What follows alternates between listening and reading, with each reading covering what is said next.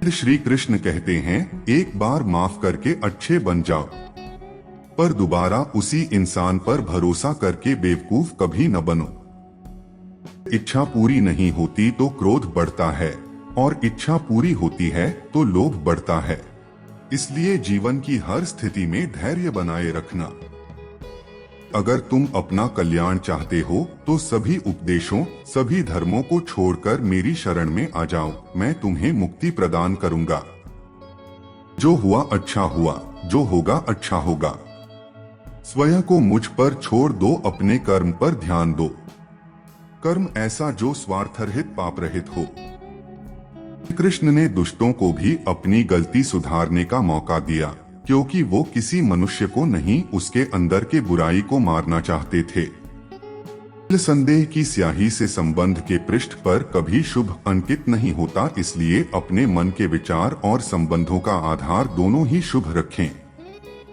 मोहग्रस्त होकर अपने कर्तव्य पथ से हट जाना मूर्खता है, क्योंकि इससे ना तो तुम्हें स्वर्ग की प्राप्ति होगी और ना ही तुम्हारी कीर्ति बढ़ेगी।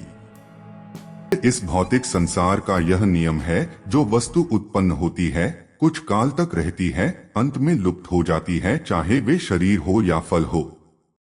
यदि कोई व्यक्ति प्रेम से, भक्ति से पुष्प, फल, जल भी मुझ पर चढ़ा दे तो उसी भाव से उसे स्वीकार करता हूँ, वह मेरा प्रिय भक्त होता है।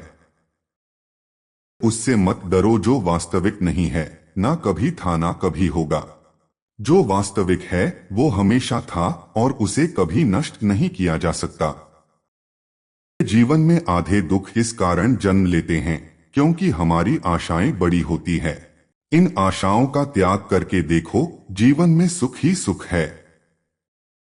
अपने परम भक्तों, जो हमेशा मेरा स्मरण या एक चित्त मन से मेरा पूजन करते हैं, मैं व्यक्तिगत रूप से उनके कल्याण का उत्तरदायित्व लेता हूँ।